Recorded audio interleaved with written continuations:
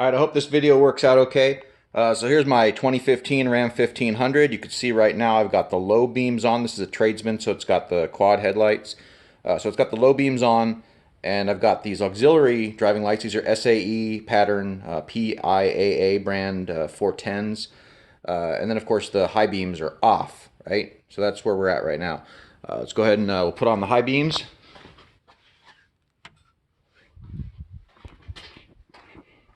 No surprise, high beams are on, low beams are also on, so we just got the quads doing their deal.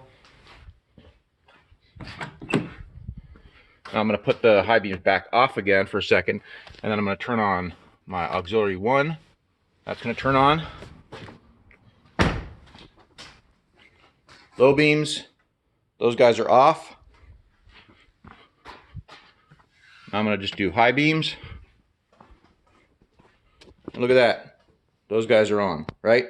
So the point of that is I can turn those guys on if I have the high beams on. I cannot turn those guys on if I have the high beams off.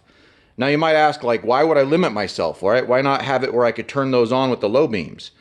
Well, I thought about that. I was like, why would I ever have that? Like, why would I ever go, no, I want less light here, but more light here? No, if I want these on, I want everything on, right?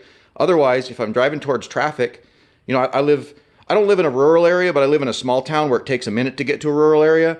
And so the first thing I'm going to do when I get out on the open road is, you know, check for deer and big cats and stuff like that out on the road. So I'm going to put everything on. And then if I see some oncoming traffic, like before they actually get in front of me, when I just start seeing them off the trees and stuff like that, boom.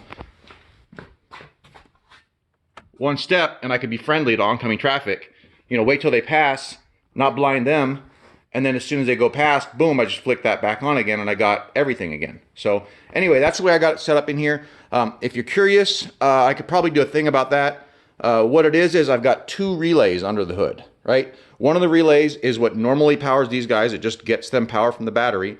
The other one is connected to the high beam signal, like the high beam, you know, the voltage that actually lights up the bulb. And so in order for these to turn on, both of those have to be on. It's a logic and gate, except of course just relays, because that's the old school way to do it. And that's all it takes. It was pretty simple wiring.